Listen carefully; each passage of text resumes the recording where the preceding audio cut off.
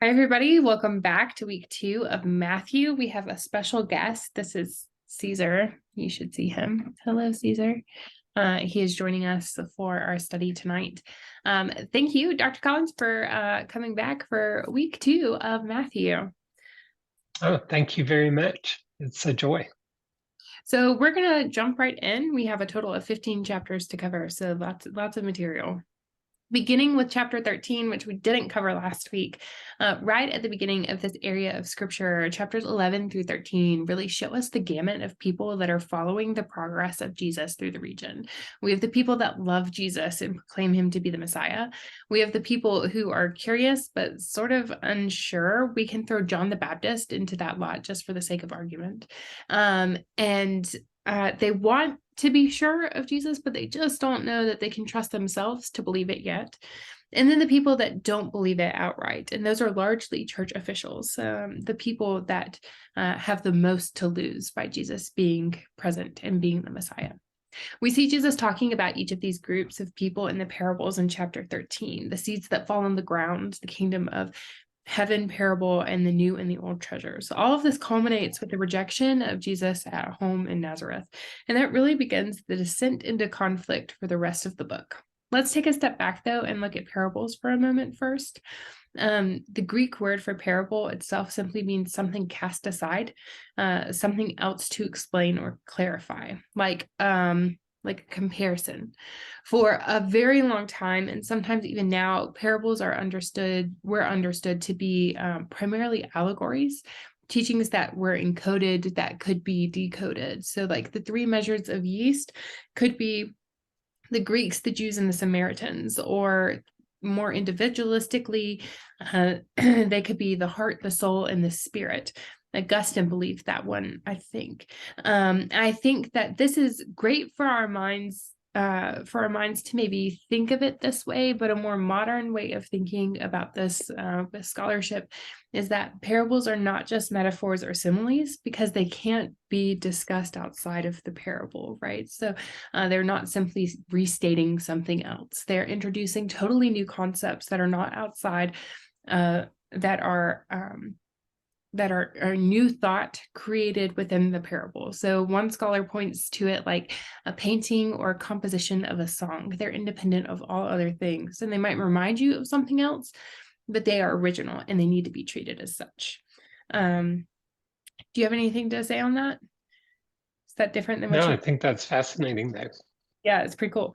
Matthew has taken the parables from their traditions and sources and placed them into the conflict section of this discourse. A new community as a whole hangs in the balance. Jesus has been accepted and then questioned and is about to be outright rejected by the community and religious leaders. And Jesus in 12:22 through 50 creates a new community, a new family. Remember when he asked, "Who are my brothers and sisters?" The writers of Matthew creates an amazing transition with the parables in this place, because because we can see Jesus getting into the boat to go to the other side, and only the disciples follow. The separation of the community of Jesus's disciples from the crowd is specifically Matthean in context, so only happens in Matthew's writings, and it's speaks directly to the conflict within the new church when Matthew is writing, and the conflict in the new community surrounding and opposing Jesus at the time. So let's head back into this next section. John the Baptist is dead to begin with. That's supposed to be a Charles Dickens joke. I wonder who got it. Herod likes John the Baptist. His wife, who was his brother's wife, but is now Herod's wife, hated him because he called her out for being creepy and conniving. So she convinces her daughter to dance for her husband in a group of leaders. Naked, not naked, that's all speculation. It still would have been suggestive. And he offered her something for her time. She chose murder. John the Baptist's head on a platter. I have a really quick, funny story about this. When my brother was in high school, he and a friend did a trunk or treat display of John the Baptist's head on a silver platter. So the kids would come up to get the candy and they would ask if they wanted some. And when they said yes, then he would pull off the like charger thing. And his friend, with his head coming out of a box, set up like a table with fake blood all around, was And so many children screamed at that. It was amazing. Anyway, John the Baptist, head on a platter. In this next section, really from chapters 14 to 20, we'll see the different expectations of the Messiah, and we will see Jesus changing, meeting, and subverting each of those expectations. So keep that in mind. Jesus feeding the 5,000, and then in chapter 15, Jesus feeding the 4,000. I feel like we need a moment in time here for that. Now, we could be seeing what we talked about last week with the reiteration of something important, like we often do in Hebrew. But there is something different about this that begins a new trend for Jesus. The 5,000 are a Jewish community, as stated, and the 4,000 are non-Jewish group. Now, this can say a lot of things for us as readers. The writer of Matthew is writing this a good 40 years after the scroll of Mark was said to be created. There's lots of years between the work of Jesus and the writing of this scroll. And during that time, there's a lot of conversation and contention about who is holy, who is following God's law, who's following Jesus, who's welcome in the community. That actually doesn't sound all that unfamiliar. We still argue about those things today. But this was a big thing. Who is welcome around the table? Who and how should they be fed? Who and how should they worship? And what rules should they follow? This could be a very blatant call out on the part of the author to tell us that both are fed and welcomed by Christ. There's no difference at all because all are welcome. And we can add to that understanding by the placement of the section titled in my Bible, The Tradition of the Elders, where the Pharisees and the scribes come to Jesus and they're like, well, why don't you follow any of the rules? And Jesus answers them in verse 3, why do you break the commandment for God for the sake of your tradition? And then we get the subversion of what's the norm with the healing of the Canaanite woman, right? The thing that's really cool about her story is that Jesus is like, whoa, that was kind of well put. And going forward, we have more of an emphasis of the major change in the community, who is welcomed, who is fed, and it's more inclusive. It's more subversive to the status of the temple leaders. And that's when we get the retelling of the feeding of the 5,000 with the Gentiles audience, not the Jewish audience, right? You have anything to add to that? No, but I think it's cool. We don't usually notice the difference between Jew and Gentile, but Jesus really, really forces us to face this a lot. He spends a lot of time right on the border between Tyre and Sidon, and then also on the border between Galilee and Samaria. So he's always got this right in front of everybody's face. Yeah. In chapter 16, the big focus is the confession of Jesus as Messiah from Peter. The thing that we need to take into account here is the expectation of the Messiah that even Peter himself has. We've heard this expectation of Jesus as conqueror who defeats the Roman Empire or the pagans, who will come in like we hear about in Daniel 2. However, we know the entire story here. Jesus does not come as a conqueror, but will still be king. We should be thinking less Daniel 2, more Isaiah 53. Pause here, go read those to give you a better idea. It just makes less sense to those who have been waiting for a Daniel 2 kind of king for it to be a servant leader, a servant king. Jesus doesn't condemn Peter for this, but rather blesses him for his honesty, even though he wasn't quite right. Right on the heels of that, though, we have this fun moment when Jesus calls Peter Satan. Remember back to chapter 4 when Jesus is tempted by Satan, we have that whole discourse on power. It seems pretty cool to me that when we're talking about power again, this idea of the servant king is brought up and the full reality of what that will mean for Jesus. And the first time that Jesus tells the disciples, hey, I'm going to be killed, and this is what you should expect. We have the same wording, get behind me, Satan, much like we do in 4:10 and 4:19. I think here we not only get a reaffirmation of the power motif, but also this get behind me is the place of the disciple to follow where the teacher goes. And in this case, they're following to the cross. It's ironic that Peter had just been called the Rock, and through him asking Jesus to be the victorious king, not the servant king in this moment, Peter becomes the rock that Jesus could trip over in the temptation to adhere to human standards. The cost of discipleship is high. It is not easy. And we see that there with Peter, and we also see that laid out at the end of chapter 16. Yeah, that's heavy though, right? In the beginning of chapter 17, we see the transfiguration. In the transfiguration scene, Peter's confession of Jesus as the Messiah is confirmed from heaven. And then we come back down off of the mountain, and the crowd is back. We had left them behind, and now they've come back. And remember, the disciples have been sent out to heal and to teach and to, make other disciples of Christ. And they followed them back, and Jesus is presented with an epileptic boy, and Jesus is able to heal him. But the story remains on the disciples who cannot. The disciples are unable to, and the power shifts from the disciples who have been commissioned to go into the world by Jesus to the Father who has faith where the disciples have little.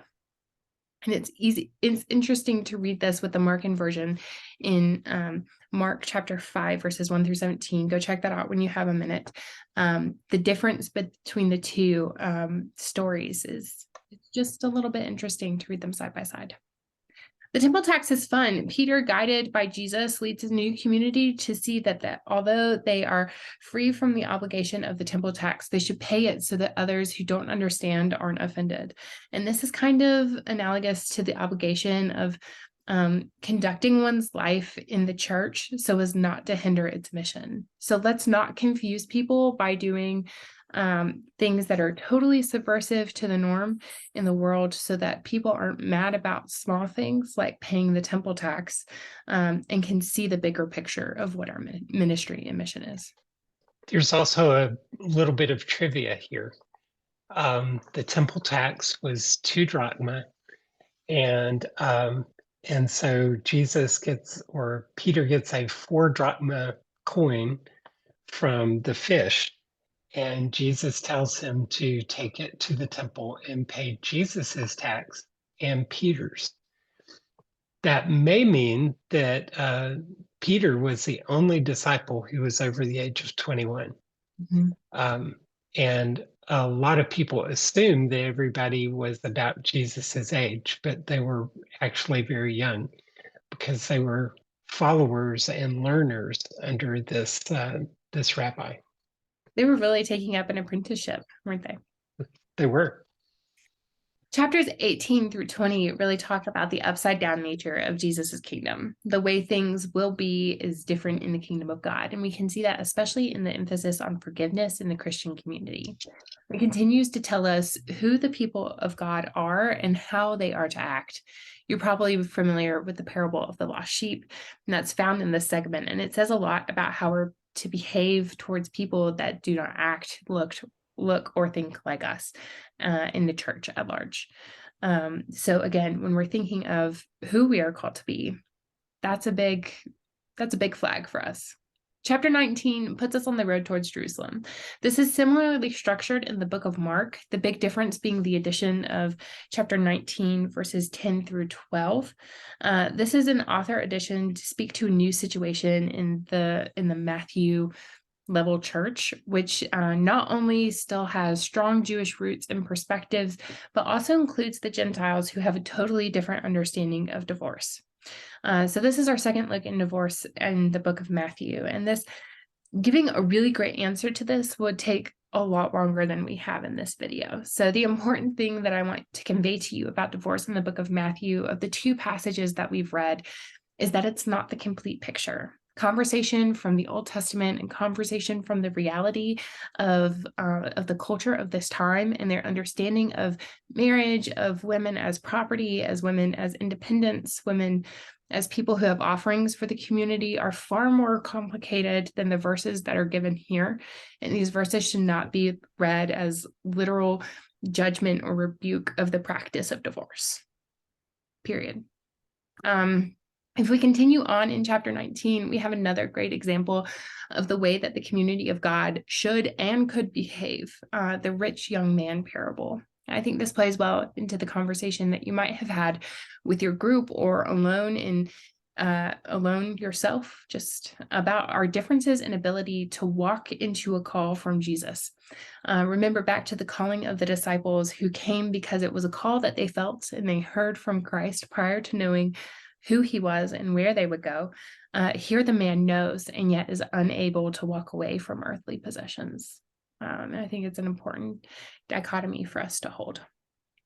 And the only other big difference in Matthew and Mark in chapter 20 is with the parable of the vineyard laborers. We know that this is a parable because of the ending of the story where the Lord of the vineyard does things that doesn't really make sense. The first group of workers are under contract.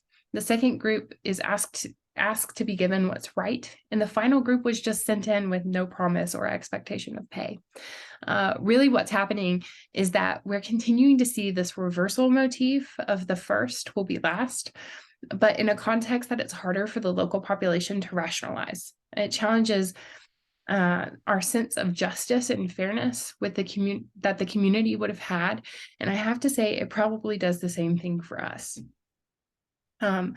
We continue this reversal motif all the way through chapter 20 and into the triumphant entry, right? Continuing to push the servant leader versus the victorious king, the suffering servant understanding of who God is on earth with the request of James and John and Jesus's response to that. The Son of Man came to serve, not to be served, and to give his life. This too is required of us. Big changes in the book of Matthew and the entry into Jerusalem only come in the form of both the entry and the cleansing of the temple happen on the same day of the week. All of it happens on Monday. One of the most interesting yet complex parables comes for us right after that, almost right after that. Yeah. In the parable of the two sons. Will you talk about that for us? Sure. The parable of the two sons has one father has given instructions to his sons. The first one says, son, go and work today in the vineyard. I will not, he answered. And later he changed his mind and he went. Then the father went to the other son and said the same thing. And he said, oh, of course, sir, I will go do that. But then he didn't go. He slipped off someplace else. And the question is, which of the two did what his father asked? And of course, the answer is the first one, because even though he was begrudging, he did eventually go and do the work. But you could say that they were both wrong, and neither of them fulfilled what the father asked, because the father really wanted him to go right away and do it and be willing to do it. But he's talking a little bit about the difference between those who are in the synagogue at the time. And I hate to keep dumping things on the Pharisees, but on people like the Pharisees, and comparing them to people who are not like the Pharisees, people you didn't expect to do God's will, such as the tax collectors and the prostitutes. And he's also comparing them to John the Baptist. He says, I tell you the truth, the tax collectors and the prostitutes are entering the kingdom of God ahead of you. For John came to show you the way of righteousness, and you did not believe him, but the tax collectors and prostitutes did. And even after you saw this, you did not repent and believe him. It's just a little bit of foreshadowing about the people that were going to follow Jesus. Thanks. I found that one particularly hard. If you found it hard, you're in good company.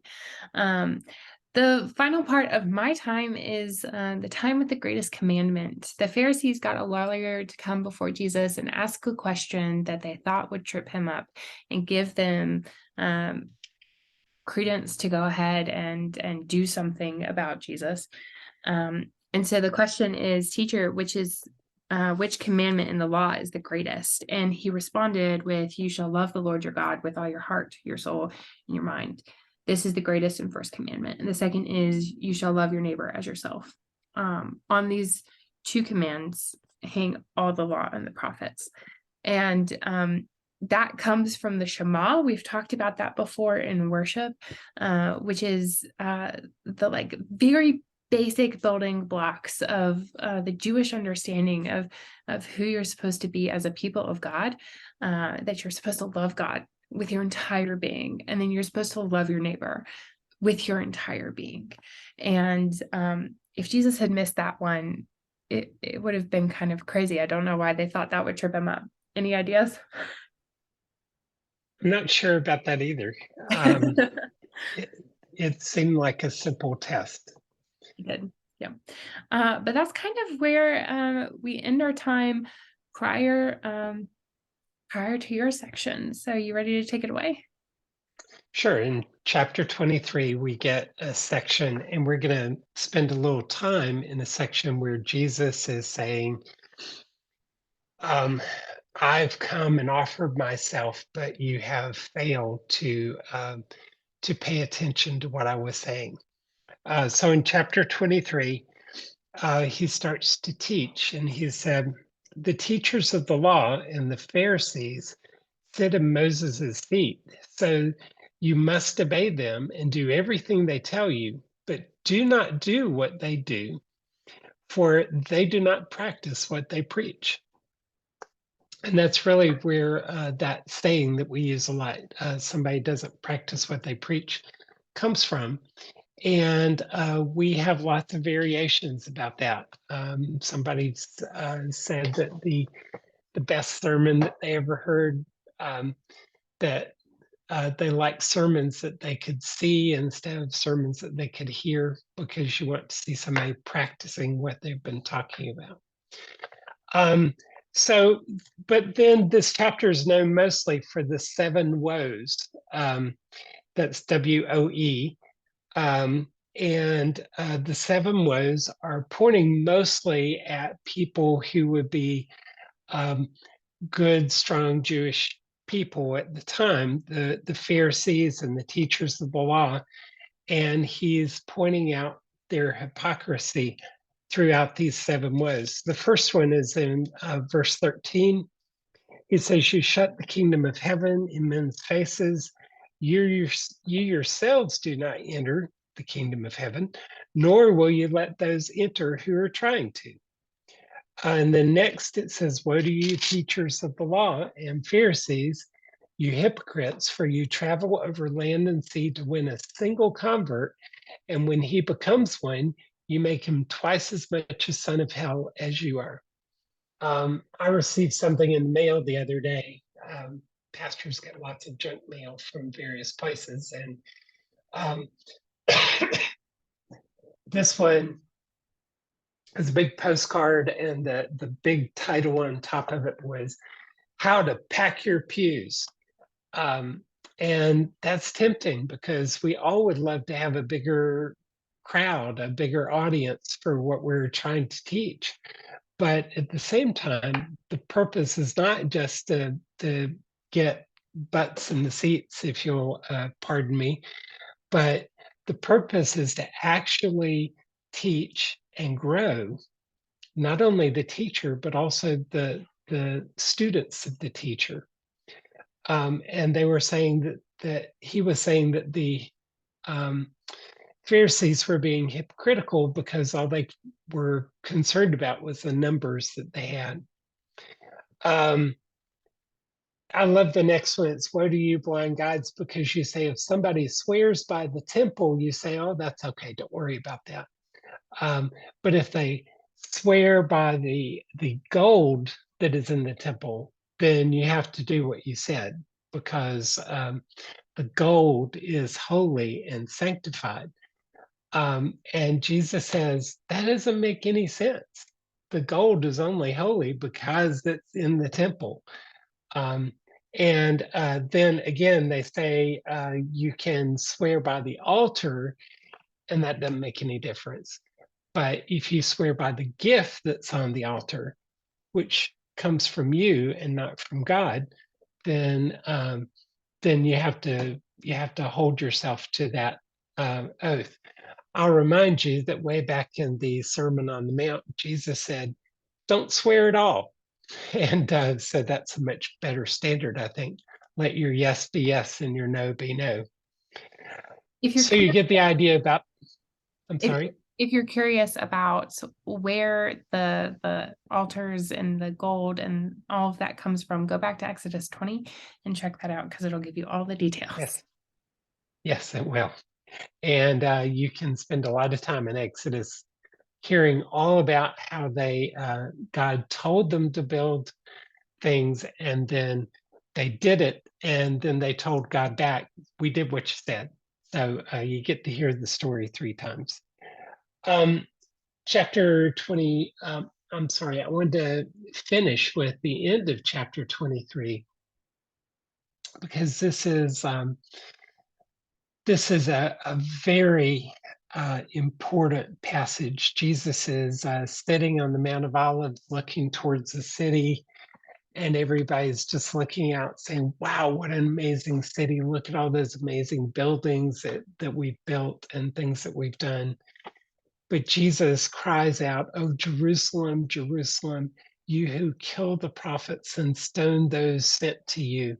How often I have longed to gather your children together as a hen gathers her chicks under her wings, but you were not willing."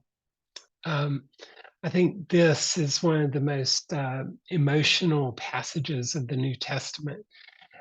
There's several really, but Jesus is just lamenting, "I've come to you so often, and you just wouldn't receive me. I just wanted to protect you, and you wouldn't trust me."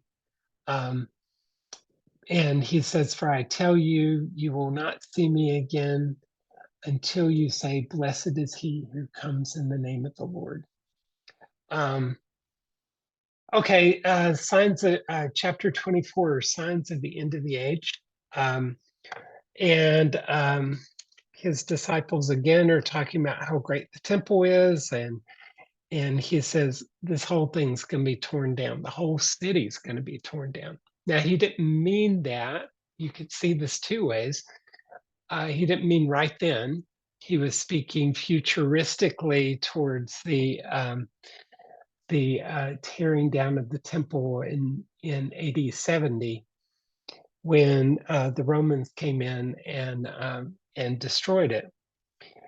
Or you can think about him again talking about his body as being the temple of God, and how it's going to be destroyed at the crucifixion and then yet restored during the resurrection. Throughout this part, he says several things that remind us that we do not know when all this is going to happen. We don't know when Jesus is going to come back. We don't know when everything's going to be restored the way God has promised us, and only the Father knows that. So, in essence, Jesus is saying, "I don't even know when that's going to happen."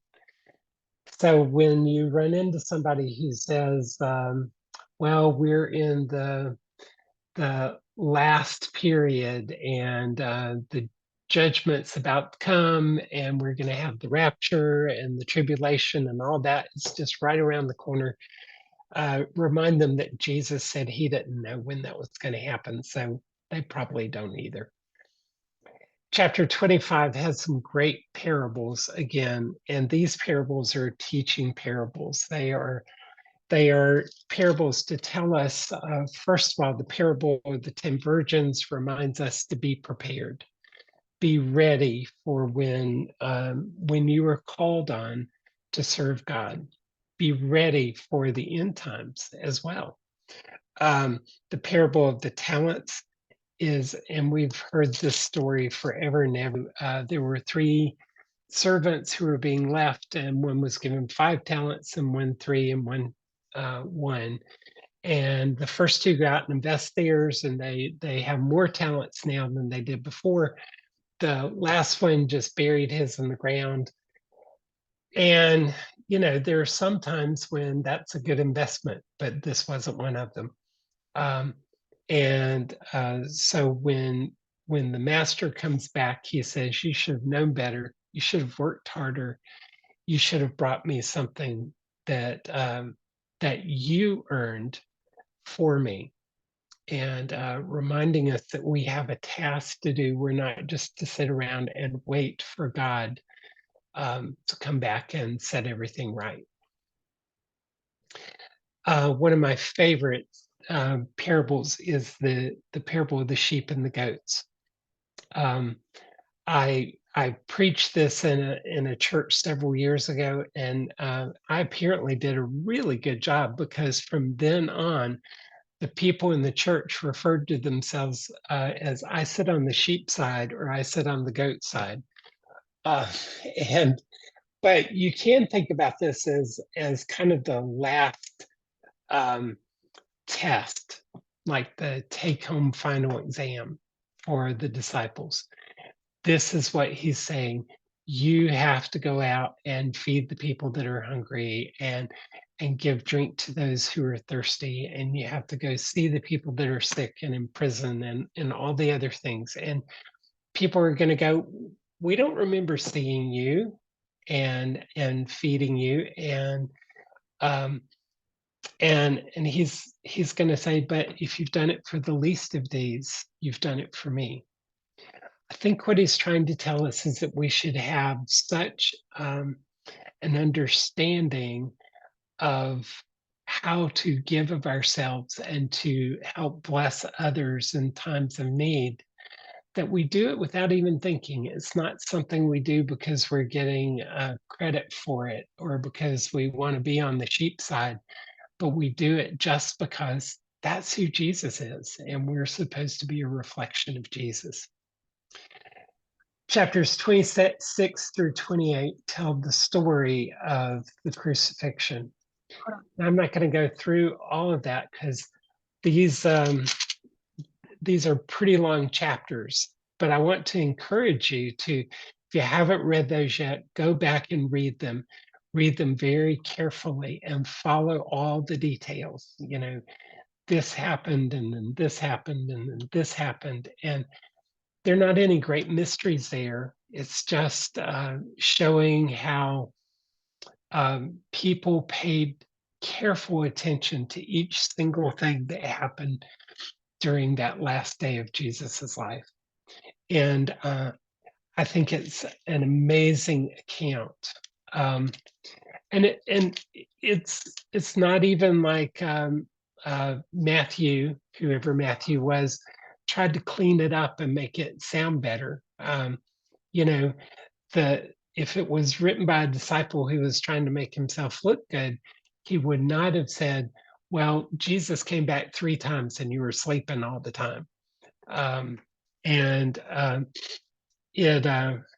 it is a powerful story to show, even though the people of God the disciples were not being faithful, they were trying, but they were having a hard time dealing with Jesus being in this much trouble, and then also in being crucified. I love the story of the chief priest servant who gets his ear chopped off by Peter, and just whack, and it's gone, and then Jesus puts it back on there. I think that's a great First-hand story. knowledge in this, Yes, way and more painful than it sounds. that's going to be Rachel's theme song for a while. Judas in this story goes out and hangs himself when he sees that Jesus is being going to be crucified, and he blames himself for that. In other Gospels, he's either not even mentioned, or he has a different fate. And then I want to go to the very end. Chapter 28 is where the resurrection happened. Matthew, for all the attention he's given to so many other things, to the birth narratives, to the genealogy, to all the parables and the teachings, we get to chapter 28, and it's one of the shortest chapters in the whole book. And he gives us a lot of detail, and he says a couple of things that nobody else says.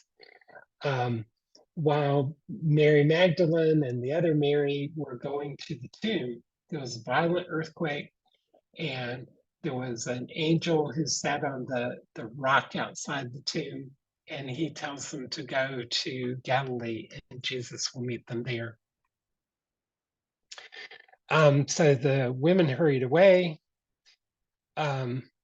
afraid yet filled with joy, and ran to tell the disciples. And suddenly Jesus met them and said, "Greetings." And he said, they came to him, clasped his feet, and worshiped him. And then Jesus said, "Do not be afraid. Go and tell my brothers to go to Galilee, and there they will see me." We get the story about the guards report, because there was this whole group of guards out there, and they get scared to death when they see the angel, because he didn't say do not be afraid to them. And so they became kind of catatonic. And so they talk about the plot. The chief priest pays them some money so that they will lie and say that the disciples came and stole the body instead. But at the very end is the Great Commission. This is something we still talk about a lot today in the church. The 11 come to Galilee, to a mountain where Jesus had told them to be. And I think this is an interesting line in verse 17. When they saw him, they worshiped him, but some doubted. I don't think that was Thomas still doubting. I think Thomas in John's gospel proves that he understands what's going on. But then Jesus came and said, "All authority in heaven and on earth has been given to me. Therefore, go and make disciples of all nations, baptizing them in the name of the Father, the Son, and the Holy Spirit, and teaching them to obey everything I have commanded you.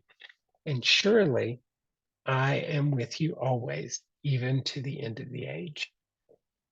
Well, how long does an age last? We don't know. Jesus didn't know, but he knew that he would be with us however long, long that was. I'm sorry we've gone a little long today, but there's an awful lot in here. It's a wonderful book. Please read through the crucifixion narrative. It is powerful, and pay attention to all the parables and the stories that you see in this last half of Matthew. Thank you, everybody. And thank you, Dr. Collins, for joining us again. Thank you. Bye-bye.